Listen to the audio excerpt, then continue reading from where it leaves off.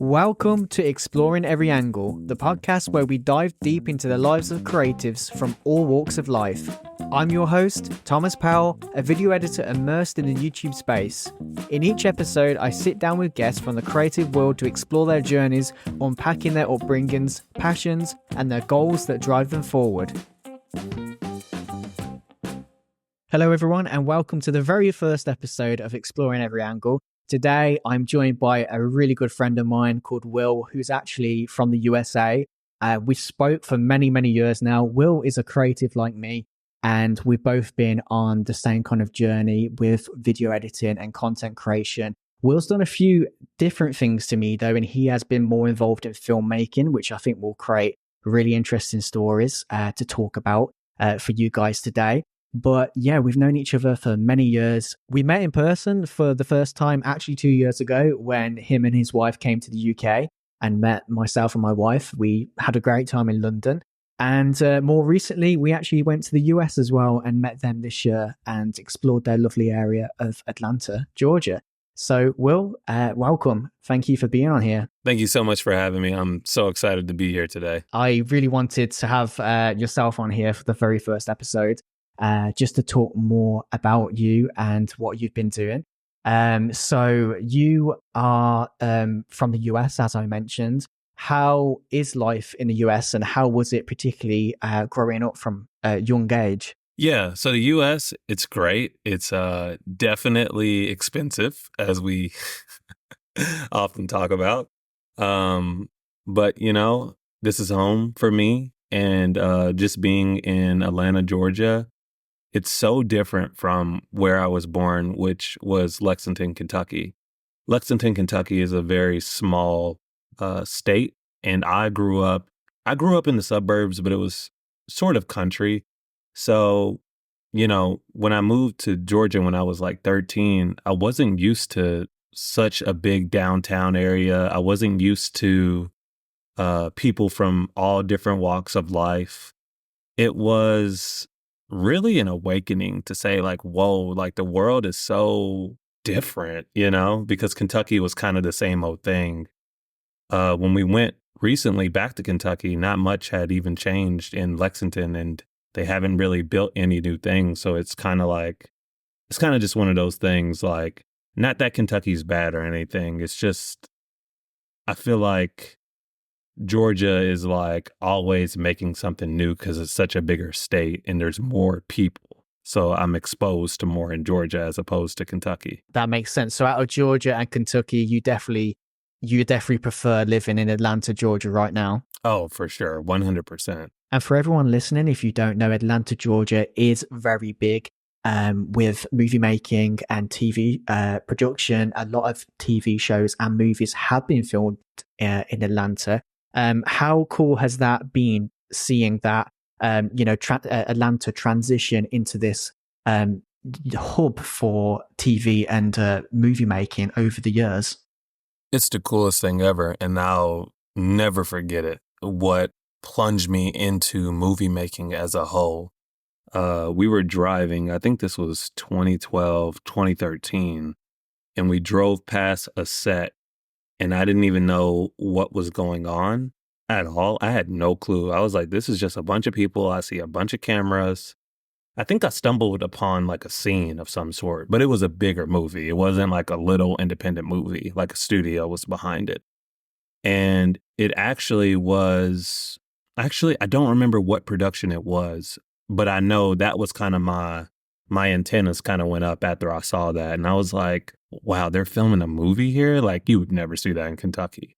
Just saying, like, you would not see that, like, going outside or anything like that. So just to see that moment in 2012 to now, to know, like, you know, they shot Black Panther here, The Walking Dead, some of the Avengers, Baby Driver. Baby Driver was filmed only in Atlanta, like downtown.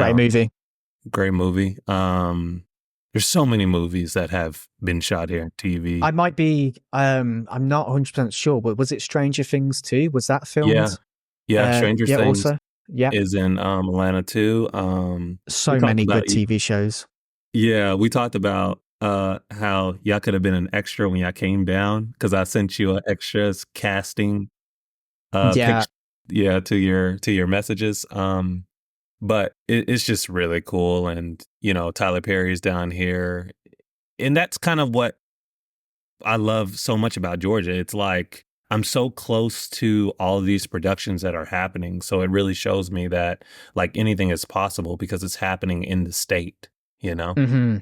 Yeah. And I suppose as well, being in that kind of, as I said, like a filmmaking hub, it's like you've got a ton to inspire you also because you're surrounded with it all. There's so much that is potentially like on your doorstep, if you will. So it's great for someone like you that's a filmmaker and just loves that industry on a whole to be surrounded with that. Yeah, exactly. And that's what gave me that bug because just seeing that set, that is what literally plunged me for my first job, which was The Good Lie with Reese Witherspoon, which is a great movie, very emotional, pull on your heartstrings type of movie. I was a stand-in for that. And a stand-in pretty much to those listening that doesn't know, before the actors come in to act out a scene, you have people that kind of stand in for them literally so the crew can get the lighting right. I had the same skin complexion as the person I was standing in for. So it's like they can do all the pre-work before the actual actors come in and then they actually film that scene. Yeah, no, it's really cool hearing about the different things that go on in movie making for sure, and there's so many important cogs in the machine that happen that a lot of people wouldn't think of when it comes to things like that. But let's taking it back to Kentucky. So when you grew up in Kentucky, at what age did you finally move from Kentucky to Atlanta? I was either 12 or 13 when my dad and mom said they want to give me more opportunities that Kentucky just couldn't provide. And I think it was kind of the same for them because I think my dad was tired of working at the time he worked for Procter Gamble, which is the I've heard of them. manufacturers of Jif and I think it's just Jif, but yeah, the peanut butter, the jelly. So he was working there. And then, I think it was just that cycle. My mom was like doing nursing at the time. So I think they just kind of got old of being kind of on that like hamster wheel of like, this is everyday life. Like they knew there was more to life than just Kentucky. And that's what I always talk about my parents. Like I have my respect for them is like out of this world and I have gratitude forever because the move of taking that risk from Kentucky to Georgia, because it's also the expensive side of it too, because it's not as cheap as Kentucky. So for them to make that happen, we didn't have much, but they made it happen. We packed up the U-Haul.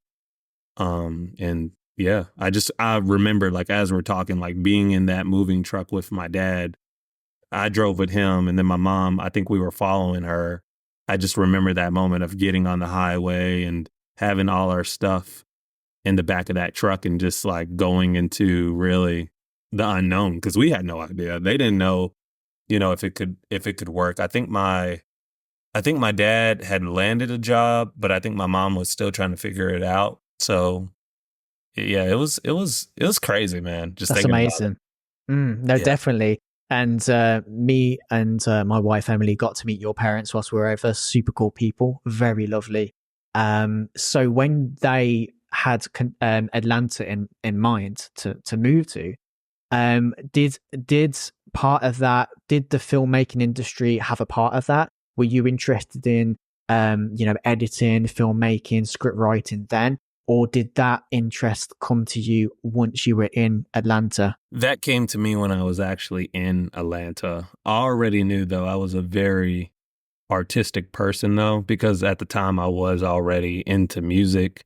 I was very like awake to like culture and movies and that type of stuff. I didn't know what I wanted to do, but I just knew like, okay, this is what I really like. This is what I'm gravitating towards. I think as we're kids, there's a lot of things that we have very early on um, that kind of shows who we're going to be when we're older. Because for example, for me, like yourself, I love music. I used to try to make music, but also, obviously, I'm an editor now. I'm a full-time freelance editor, but I used to take my dad's camcorder around everywhere and film and make homemade videos. And I used to sometimes edit those as well. There's so many things I used to edit when I was a kid when I think back. And it's crazy how, you can develop those early traits that can lead to something, later on in life. But I very much believe it does start at a young age. You do start to show those things, but that's super cool. Obviously, since you moved to Atlanta, you've been there, living there for years and years now, and you eventually moved into freelance editing. Tell us a little bit about that and the transition. So before you moved into editing, and then the start of it and how it was for you. Okay, so just for some context for the audience, right? I remember editing on like Windows Movie Maker. Like before Same. I was an extra in anything, I was using Windows Movie Maker, probably making some cringy stuff. Like when I was in high school with one of my friends, and then from Windows Movie Maker, I went to Sony Vegas. I was editing in Sony Vegas for so long. I had the cracked version, by the way, because I couldn't afford the paid version. I did the same early days with Final Cut. I had a cracked version originally. I fully have it. Like I purchased it now, but like years and years ago. Yeah. Yeah, I had to get the cracked version, and you can relate. And then that's where I graduated to the, Creative Cloud suite. I'm just trying to think of the times. I don't really remember when, but definitely when I was in high school, I was already using like the Creative Cloud. I knew what that was. And, that's where I kind of got my start in Premiere. And just for some context, I graduated high school, and I'm going to sound old, but in 2012. So I already was a bit like, okay, I know like Adobe exists. I know how to do some things. I was just coming off like Sony Vegas, going into like everything Creative Cloud related. And then you use those skills to, you've dived into YouTube. You had your own YouTube channel, and eventually, it started a career for yourself as well. You started it as freelancing. What was that like transition as well like for you when you started working for yourself? Because to obviously fill a bit of context as well, there's a time where you were working jobs that you were just working to earn money. There was no Absolutely. there was no passion there, and you weren't enjoying it. We were talking back then, Yeah. because we've been talking for I don't even know how many years now. It's got to be at least 9-10 years, maybe. Yeah. I think it's been 9-10 years. Yeah. So this is quite a long way back.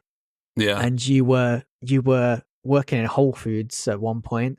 Yeah. And eventually, I think I started my freelance journey before you, and we were having many chats, and you finally you took the jump into it, and you started working for different businesses and creators. So Yeah.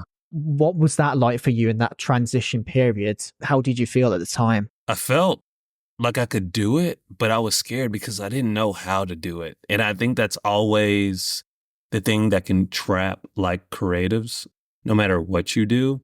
But that's kind of where I was. I was like, I know I can edit because obviously, like you said, I had a YouTube channel. I made several YouTube videos before even meeting my girlfriend for the first time, which kind of jump started my vlog channel. I had already made so many cringy stuff. Like I had so much experience with editing at that point.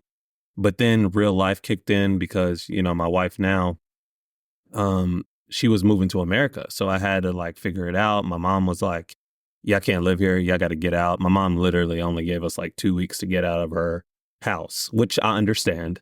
By the way, if you're listening to this, Mom, but I was just panicking because, I didn't have a job when Cindy came. I was just like trying to figure it out because for me, I knew what I wanted to do. I just didn't know how. But because I couldn't figure that out, I had to work at Whole Foods, and I was also driving Lyft. Yep. But I worked at Whole Foods first. Then I got fired from Whole Foods because I was a bad employee. I'm not going to even lie. I just didn't want to be there, and it showed, and they just let me go. So then I was like, well, I'll just start driving Lyft. And I drove Lyft, literally woke up 4 or 5 a.m. and I drove all day, like literally.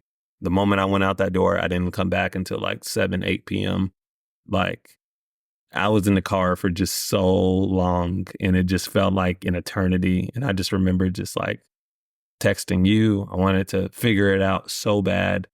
Yeah. And, you know, and that's where you, like, luckily, and I'm so thankful for you too, really put me on game when it came to LinkedIn, which is crazy because, you know, I mean, we don't use it now, but definitely during the time, it was like the holy grail of job opportunities for freelance video editing.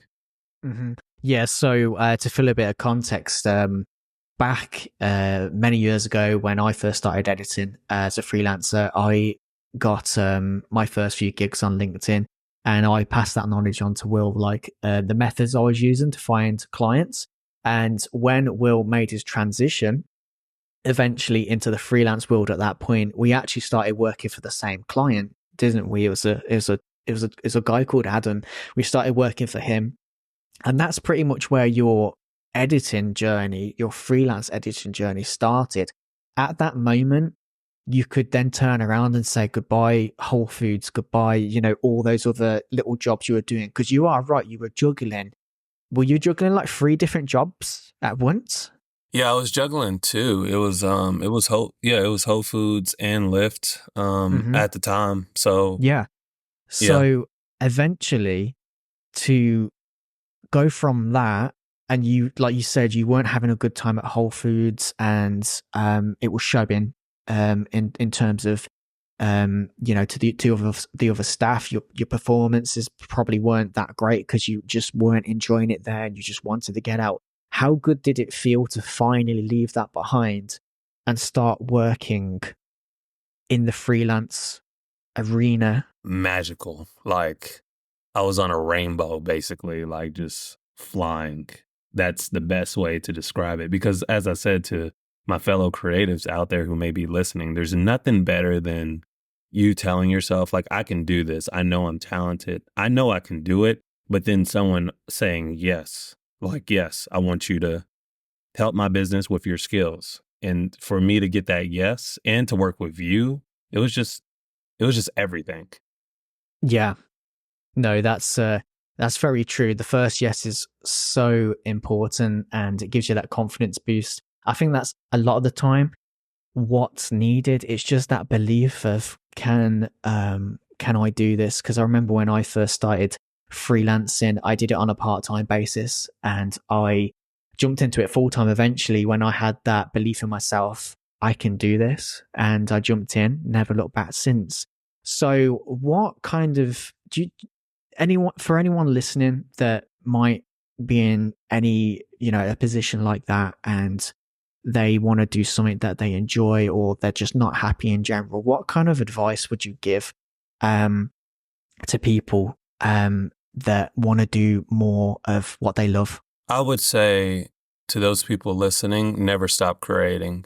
I think that's the best advice I can give because everything I have now, the basis point was all for me creating, right?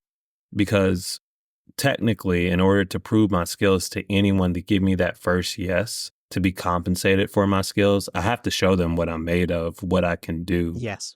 and why they should consider me. So you should never, in my opinion, you should never stop creating, no matter how far along you are. Create for yourself first. Like, and I'm talking, you know, just make a little vlog going out, like with your family. If you don't have a family, take a walk. Like, get creative just with everyday things you do, because you never know how that's going to play a part in you obtaining your first creative job to get yourself out of a position that you don't want to be in, such as working at Whole Foods or driving Lyft or Uber, etc. It all starts with you first. Yeah, I absolutely agree. I think that's brilliant advice.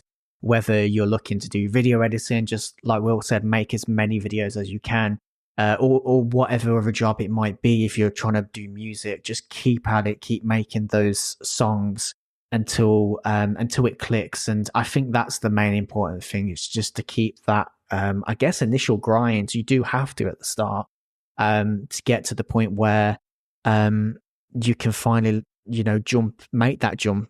And I think one thing that puts people off, or it's a barrier to begin with, is the fear. It's the fear of jumping into the unknown. And is this going to work or is it not? But what I often think of when it comes to that situation is, if you don't try, then you're never going to know. So it is always like, I'm a person that would always go in and try and see if it would work, rather than, rather than just the kind of thinking about the what ifs. So in the freelance world, or just working for yourself in general, how do you approach, because this is another problem that some people can face, is structuring their work-life balance? And how do you structure yours? Like, what does work-life balance mean to you? Yeah, so family is everything, first and foremost, family and friends. So I think that's always important. I'm not the best with work-life balance, to be quite fair, but with a son on the way, I think the best way to do it, and I talk to Cindy about this quite often. Cindy's my wife, by the way, is I need to treat what I want to do just like a 9 to 5, because if I don't, then I'm no longer working for my business. Well, no, what was it? Your business is working for you. Is that what you're trying to say? Yeah, exactly. I don't want the business to work me. I want to work the business. So I feel like you need to cut off time every day, and Monday through Friday, personally, to kind of. I agree. Yeah. That's what I feel like. I feel like in the beginning, though, if you don't have the time in the weekday, then you need to treat the weekends like, I got to get ahead if I want this to become my job. Yeah, putting the grind and the extra hours in early. I think we all have to do that. Going back to when I said I started part-time freelance. I started part-time initially because I had a full-time job. So I was editing. So I did my full-time job, which back then was sales. And the editing for clients was in the evenings and weekends. So you have to do that early on. But as you develop, I think it's very important to get a good workflow, a schedule. Like you said, I've always tried to aim myself as well for Monday to Friday, 9 till 5. Sometimes it goes a bit over, but other times I might finish a little bit early. Some weekends I might pick a bit up. It all depends how my week goes. Usually if I have an odd day that's a bit quieter, I might pick a little bit more up on weekends. But in general, Monday to Friday, 9 till 5 is that routine I really like to stick to. Because if you start doing too much and you're working till like, I don't know, 8, 9 p.m. every single night from like 9 in the morning, and you're working all over the weekends as well, it can slowly start to catch up with you. And that's where then your mental health can, start to get affected. You start to get grouchy, you start hating everything, and you'll get lack of sleep as well, because usually when you bring more on, that puts more on your mind, and you start not shutting off, and your brain just then turns into work. So yeah, I think it's really important. I agree with you. Early days, try and do as much as you can, but as it develops, the 9 to 5 routine, I think it's a good routine to have. And I think being flexible is also very good. But as you said, family life comes first and matters the most. So you have to have that structure there, because like yourself, I'm a father to be too. So that's something that's important to me. Having that structure there, so you have that family time in place. So you've been editing over the years, and more recently transitioned into filmmaking. What has that transition been like for you? It's been crazy. That's what I had to say first and foremost, because it's so much more than just editing now. Completely different world. Completely different world. There's so much more tasks that you have to do, so much more responsibility. that you have to do, so much more you have to give in order to make a feature film come to life. So that was like a shell shock for me when I first had this obsession to make my first featured film. It was insane going from editing into that, and to kind of expand that a little bit. I didn't really understand how much work went into making a featured film, especially when having to make different drafts of a script because you only have a certain budget that you can shoot on that script. I think that was probably the toughest part, because literally you started with this idea, which was Lanier, which I felt like it was a really great script. Then because you can't raise that amount of money to pay everyone who's working on it, you have to keep gutting. So then you kind of lose so much of the story. But as you're gutting, you have to rework other parts of the story because now it doesn't make sense because you took so many parts out. So it was just that constant, like, it really showed me like discipline, and like even when I want to quit, I can't quit, because if I do, then it's never going to happen. And I think because we made Lanier, I literally feel like I can do anything, like, because of that. Yeah, so there's so many more pieces to it than just editing. You have so much more that you have to think about and just have in mind in general. So just to fill a bit of info here for the listeners, as you mentioned, you've made a movie, Lanier, based on Lake Lanier over in the States, and the history behind Lanier. And, you go into it's more of a horror movie. You've based the film on itself, but you do go into the history a bit in the movie. But you've also done short films before you transitioned into your first feature quite a few years ago. Yeah, quite a few years ago. Yep, that's correct. So I kind of worked my way up the ladder before the featured film. So I just want to give that context to the listeners as well. Like, I was a stand-in. That's the first thing I ever did. Then I was an extra on, I think it might have been The Walking Dead first here in Georgia. I was a zombie. So I got to see that, kind of up close, the whole world of everyone, like filming and all that. Then I was an extra on a film called Fist Fight with Ice Cube and Charlie Day. What was it like being an extra? What did you like about it? What I loved about being an extra was that I got to meet other fellow artists, get to know other people, like outside of just being an extra, what their aspirations were outside of that. Because that's hard to make a full-time job because the pay is not great. It's just one of those things where you're just trying to get your foot in the door. Really, most extras are just trying to get their foot in the door to kind of work their way up the ladder. Yes. Also, what I liked about it is I got to see all the aspects of filmmaking. I didn't just get to see the stars and the actors. Like, I was an extra on Neighbors, right? So I didn't just get to see the stars like in action, actually making the movie, but then I got to see the crew actually, direct people, the lighting, the everything, and I was like, whoa, this is so much, like, Yeah, so basically it was a great learning lesson for you then. But also it sounds like being an extra is great for networking because you're putting yourself into that arena. Absolutely. So is that something that you would recommend to people if they wanted to get into filmmaking, like aspiring filmmaking? Is that one of the things you would recommend to them? Absolutely. Because for me, of course, my journey may look different to other filmmakers, up and coming filmmakers, but I was an actor first because I was an extra. And then when I realized like, I don't really like acting as much, then I went behind the camera. But that's the thing that that I will always recommend. Be an extra first. See the world of filmmaking as big as you can. And I feel like that's a studio film or a very largely budgeted film because you get to see so many different pieces of what's happening. And then you can kind of tell yourself like, this is where I could end up.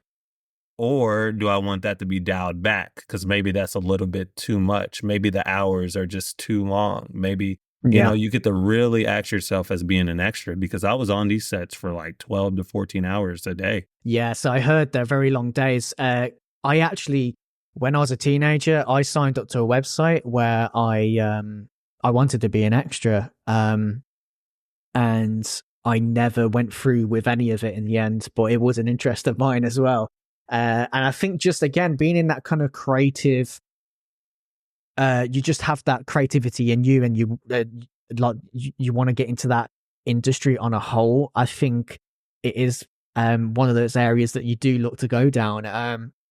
But yeah, as I said, for whatever reason, I just didn't at the time. I guess it just didn't. I was interested, but then I did have a lot of opportunities, but they all never really interested me. And I used to see how long the hours were as well. But I think, like I said, if you really want to get into filmmaking, it's a good way, because it's like that saying where you kind of go in on like the ground level and you see all the way up with an extra, because like you mentioned, you're getting eyes on the actors, you're getting you're seeing everything, like the production crew, the director, what's happening, how everything's flowing. So it's brilliant for that. What other things in the filmmaking industry can it's particularly directors, people that want to make movies, what can they do to get themselves out there and more known and make a feature like yourself with Lanier? It all goes back to what I said. Keep creating. Like whether you're trying to be a freelance video editor or a Hollywood director or just an independent director, you just have to keep creating short films. Because what made Lanier come to life is because out of our own pockets, we kind of made a proof of concept of the movie. Then that led to us getting a big investor. Then that investor led to another investor. Then that investor led into, so it's kind of one of those things. But remember, that all started from us. That's what I always say. It all starts from you. If you create, if you put yourself out there, I feel like the world will align you with what you need to reach that next step of where you want to go if you're ready. I'm very spiritual, obviously, but when I look at my journey, there's a lot of things where I say like, oh, I really wanted that. But then I'm like, oh, snap. If I didn't do that, though, then I wouldn't have been able to do that. Right. Yes. If I was never an extra, if I never shot my own short films, if I never read a bunch of scripts, such as like Breaking Bad, Get Out, Us, so many scripts, I would have never been able to make Lanier. But it all came from investing in myself, firstly. So that's what I would say. Just keep creating, no matter what, no matter who's watching. It doesn't matter. No one has to be watching. You can use that at another time to get you to where you want to go. No, that's really great. And just to fill in a bit with what Will said when he mentioned they they put something together to get Lanier out there. With Lanier, it all started from a poster to begin with, a movie poster. So you guys came up with this great idea. You took Lake Lanier, which has history behind it, a great history behind it, racial history, of a place that was once called Oscarville that's no longer there. And on top of Oscarville is now a lake, which is Lanier. And you turn that into this horror movie concept. Now, as I said, you put that into a movie poster, and then that went viral on Facebook and other social media platforms and led to where you got with it eventually. So, I think that's amazing. And like you said, it can just be trying to just make anything. Like, I bet at the time, like, did you think when you made that, it would go viral as much as it did? No, I didn't think the movie poster would go viral at all. I remember like it was yesterday. I know I sound old when I say that, but I was like, we're just going to spend like $100, get this movie poster made. It might do okay. I literally said that. In fact, I got 2 posters made because I was like, we can just test out which one just does better. And I didn't think like anything of it. I was like, well, it might get a few likes. And then we posted it on Facebook. I just remember actually, I think it was a few hours or 3 hours. I saw like 100, 200 likes. And I was like, oh my gosh, I think this is going to go viral. And eventually thousands. eventually thousands. It And that was was my, crazy. yeah, and that was my confirmation. Like, okay, you put it out into the world. How are you going to go make this movie now? Because Mm. the movie only has been on Amazon now for a year now. I think today actually marks 1 year, or no, it's been a year and 2 days that it's been on Amazon. Well, congrats. Thank you. So, but remember, I put out the poster in 2021.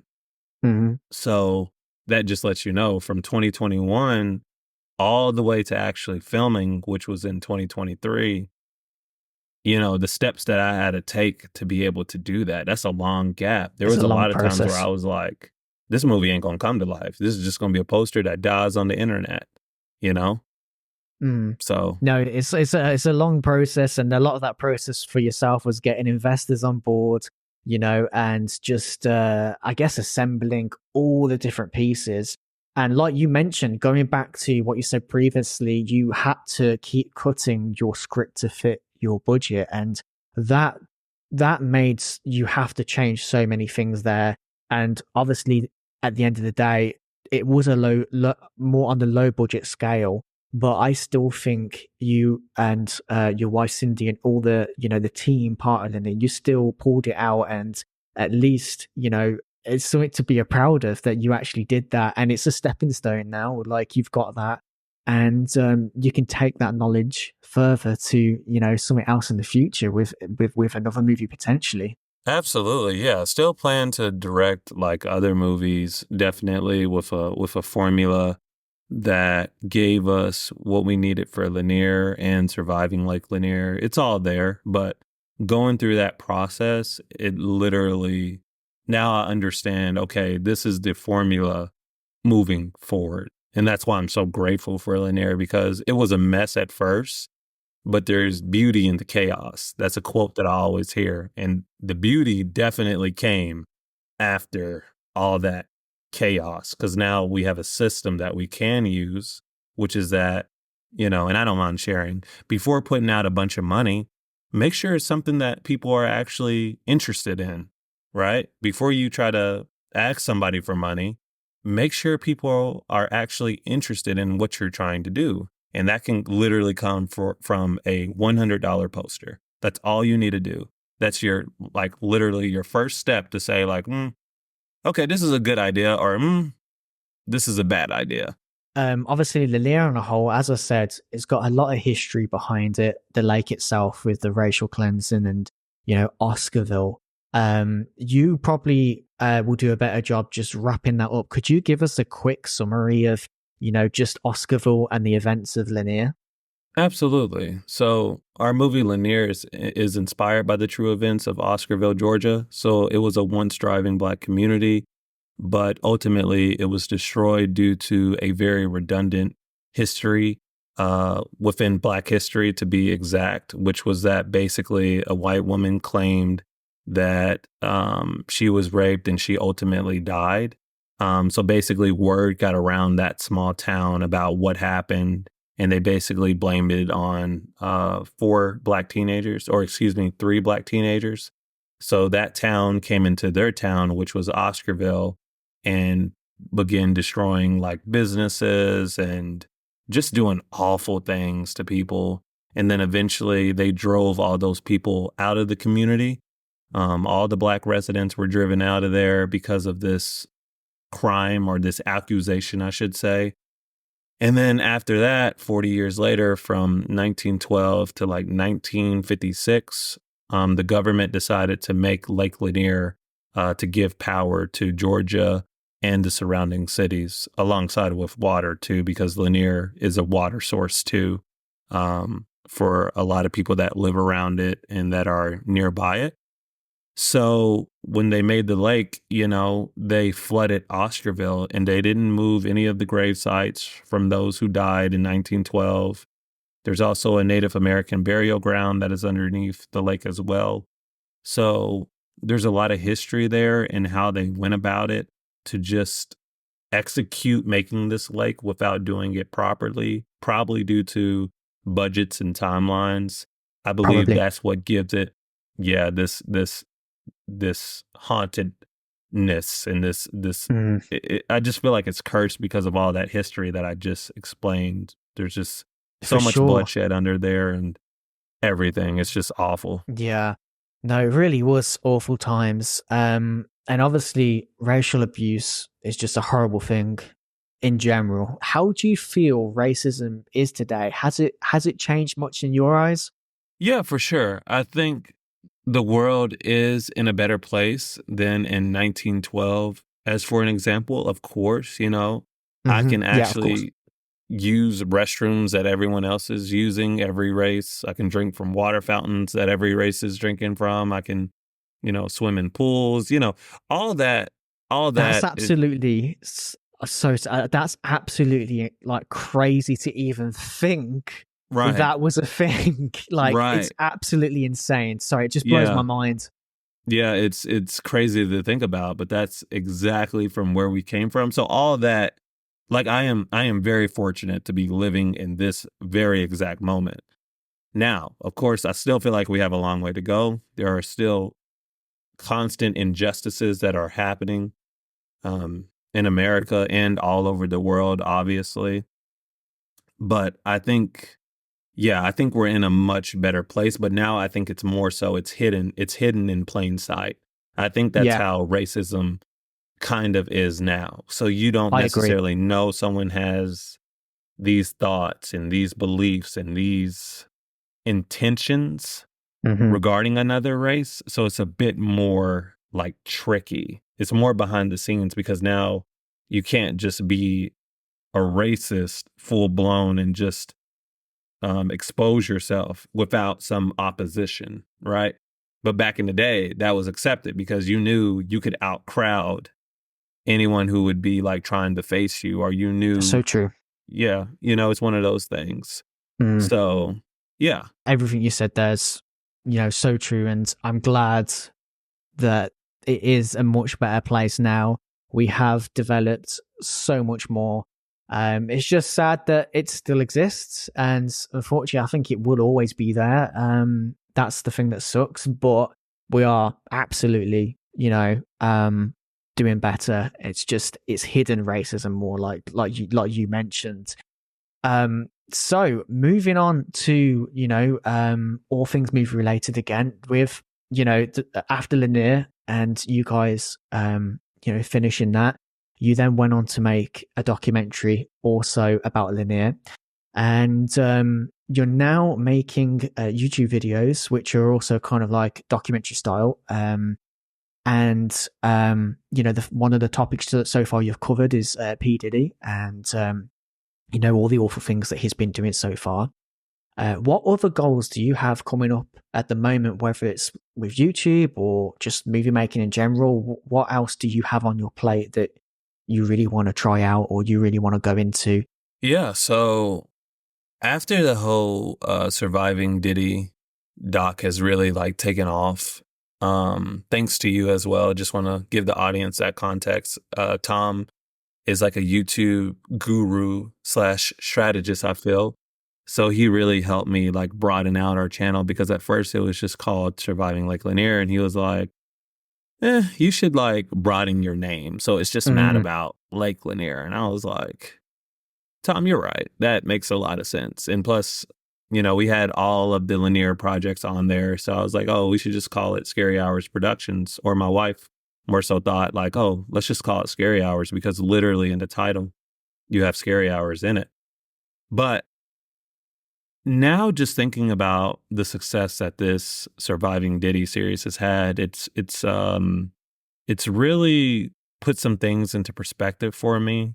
So the first goal that I can think about now is just expanding that channel, trying to get it over like 100K subscribers, and then using that audience for kind of bigger things that I want to do, such as a featured film of that sort. So I would say right now, and especially with a son on the way, I want to focus more on the YouTube side for sure. before introducing the other featured side because there's so many things that you have to figure out with a featured, very capital intensive as well. So there's so many things to figure out on that side because unfortunately movies can't get made without funds, right? That's kind of Yeah, the downside of it. And if you absolutely. really want to make a great movie, you need a lot of funds, and that's sad as well. So I'm kind of in the realm of like, wow, YouTube, like if you make the right type of videos, and in our case now, it looks like it's going to be more doc-based things. Hmm. You don't have to, shell out so much to make something back from your videos. And Of I course. like that because now I can build on top of that. And maybe there is a world where there is let's just say if I have a show idea that comes to my head, right? Hmm. Well, now I could do that on YouTube. And if it catches on, then I can kind of say, like, okay, I want to expand this and I might need some help. And if people like the show, maybe crowdfunding is an option now because I'm building an audience who might like that type of stuff. So, and I think that's just what it's all about. So I would say, first and foremost, my goal is to continue to expand that YouTube, stay consistent, stay disciplined for once a week uploads. Then from there, look at other featured films that can be made with the resources that I currently have, because that's For what I sure. would do differently moving forward. Lanier was out of our wheelhouse. The ambition was there, but we just didn't have enough to really make the Lanier movie we wanted. So I now know moving forward, okay, if I think of a featured film idea, it has to be very grounded and within my resources because I can't chug, $20 million at it or whatever, something crazy. So I would Until say a bit, that's my, yeah, until a big studio comes knocking on your door. yeah, exactly. Until a big studio comes knocking. And I think, it's so funny too that you're talking about that because if you would have talked to me maybe 2-3 years ago, I would say I want to be a Hollywood director working with Jordan Peele and Ryan Coogler and uh, Mike Flanagan and all these great horror directors. I guess I can put Parker Finn there as well because of Smile and stuff. I would I would have told you that. But now in this current place, I'm like, eh, I don't I don't need that.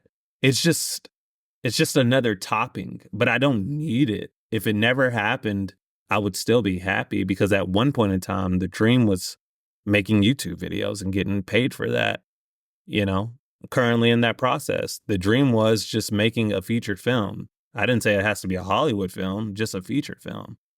I already For checked that sure. off. So kind of like as I get older, I'm understanding like, okay, like you can this can be your target, but it doesn't mean you failed just because you don't reach it. Right. Because there has to be so much in place for that. And there's Mm, so much other logistics that go around that as well. If I have to do a feature film, there's a lot more involved doing it with a studio versus doing it by myself. right. And I like the independence too, obviously, of making YouTube videos, independent movies. With studios, I'm not too for sure because I haven't experienced it. But definitely from some things that I've heard, I'm just more so like, I don't even know how much I would like it besides the Right. money, you And know? the most important thing at the end of the day is that you enjoy it and the passion's still there. If you don't enjoy it and there's things happening part of that process that you are hating, it's gonna make you hate the overall experience and you're not gonna want to do it. So no, I completely agree. Like you in life you have to go for the things that you find are the most important for you. So yeah, so so your mind at the moment is kind of switched back to YouTube and you're enjoying that. And I think that's really cool. Like continue to keep posting those documentaries. Like I said, like you said, I helped you a bit with the idea because to fill that bit of a gap as well for or the audience listening. Will made, as I mentioned, a documentary on Lanier. It was called Surviving Lanier, and I said to him once he put that out, and that was out to the public. I said you should take the surviving brand and then make different things of it, so it can always be surviving this, surviving that, surviving this. And you now have got a roadmap to do that and break into that. The first video you put out that featured P. Diddy it's already approaching a million views, which is amazing. And I think, yeah, you've got huge potential there just to do more. So I think that's absolutely brilliant. And yeah, I think good things are going to come there from that channel. Thank you, bro. I have you to thank for it for sure. And yeah, and I mean, that's what I was telling you, because I look back and I was like, man, at one point this was just a dream. I just wanted to get paid through YouTube and like just to be a full-time creator. You add on all the other stuff like Hollywood director, it's cool, but like the basis was always like, okay, how do I make YouTube videos, and how can I make a living out of it? You know, everything else is just like the sprinkles on top, I would say. But I would say my foundation is still through and through YouTube, because that was a dream of mine since like, shoot, 2014, maybe 2015. Yeah, it's where you first started as well, really, wasn't it? Yeah, it's where I first started. Everything, all the short films that I've done is on there, all the skits, everything. Like it all started from there. No, for sure. So for the people listening, if you want to check out some of the things that Will's been mentioning, the documentaries that he's currently working on right now are on a YouTube channel called Scary Hours Productions. That's the name of Will and his wife Cindy's production company. So yeah, they have a YouTube channel for that, which will feature many more documentaries and other productions in the future. And then Lanier, which is the movie we were referencing, like Lanier, that was Will and Cindy's first feature film. That can be found on Amazon, and the title is just Lanier. And then also the documentary for that movie, well, not for the movie, but for the lake in general, is called Surviving Lake Lanier, which is also on Amazon Prime, isn't it? Yeah, that's correct. It's also on Amazon Prime. Brilliant. So yeah, that is all there. If anyone wants to go and check any of it out, I definitely recommend it.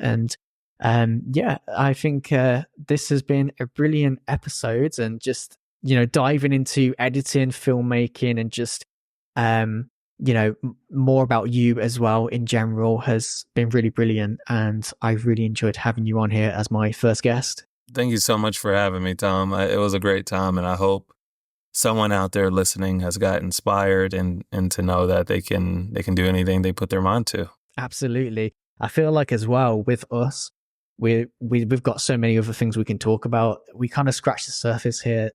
So there's always room to cover other things in the future if you want to come back on board. But yeah, as I said, it's been absolutely brilliant. So I hope for everyone that has been listening, you have enjoyed it, and stay tuned for future episodes coming very soon. We've got some more exciting guests lined up. So that's all for now. I'm Thomas Powell, and this is Exploring Every Angle.